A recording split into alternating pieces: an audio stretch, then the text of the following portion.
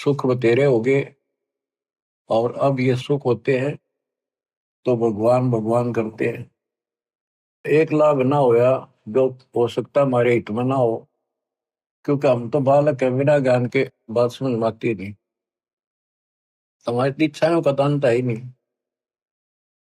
कि समस्या टेंशन यहाँ हुई, घर भी छोड़ा, सर्विस भी त्याग दी, और ऐसे तो यू काम चलेगा ही नहीं। जिस उद्देश्य को लेकर निकला था, आश्रम क्रोथा बना लिया बच्चों ने, 3 एकड़ जमीन लेके। तो 1999 में हमने पहला सत्संग किया, खुला पाठ परमात्मा के प्रगट दिवस पे। फिर 2001 में प्रेरणा हुई, क्योंकि वो हमारा ठिकाना सा बन गया। फिर बाहर सत्संग बिल्कुल बंद कर दिए और आश्रम में करने लगे कि अगर गीता, वेदों में, पुराणों में ये ज्ञान कुछ मिल जाए थोड़ा बहुत, तो सपोर्ट मिले, आगे शिक्षित लोग भी आएंगे, वो भी जुड़ेंगे, वो प्रमाण मांगेंगे।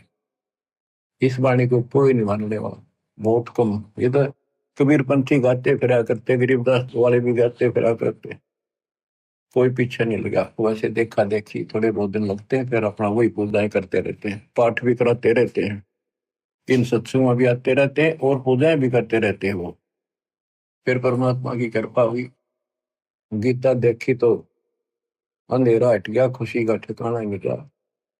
और फिर सारे ग्रंथ भरे पड़े थे। दाता का ज्ञान तो अनमोल है, प्रमाणित है, अथेंटिक है, 100% सत्य है।